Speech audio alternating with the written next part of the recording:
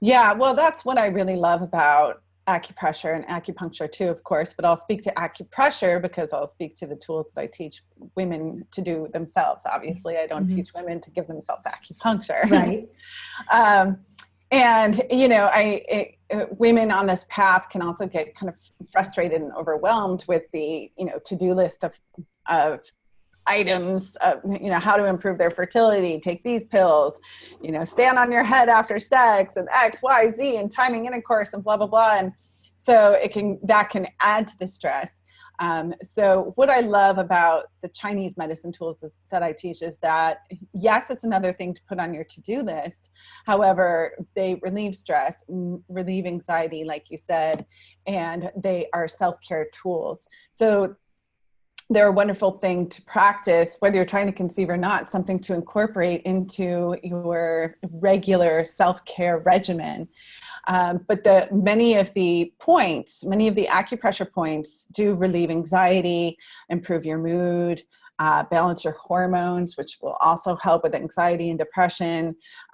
They help to relieve what we would say stagnation. So they help to increase circulation of blood and energy in your body, which also helps to relieve moodiness and helps you to process grief and so forth, because Chinese medicine doesn't consider any of these things separate from each other.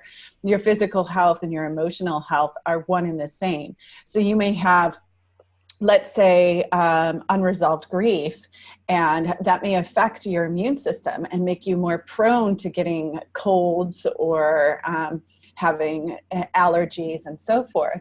So, or on the flip side, if your immune system is weak, you may be more prone to experiencing grief, because in Chinese medicine, that emotion is associated with that particular physical system of your body.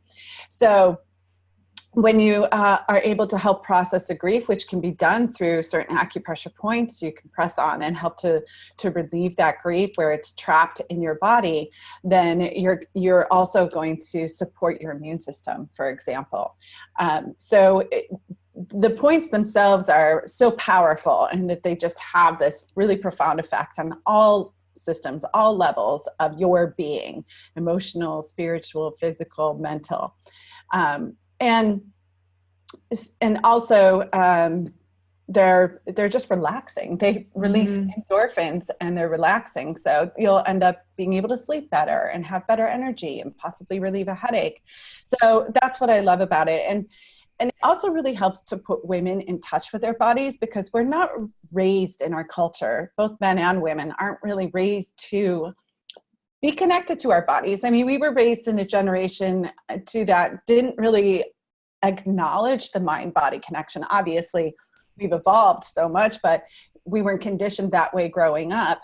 And so we don't necessarily notice where we're carrying emotions in our body, tension in our body, or that we're even feeling discomfort, because we might be just so used to feeling that way that we don't even really notice. And then women who are, having trouble conceiving oftentimes become even more disconnected from their body, because they may be resentful towards their body for, I've heard women think, oh, my uterus is some shriveled up dark cavern, or my ovaries are just rotten.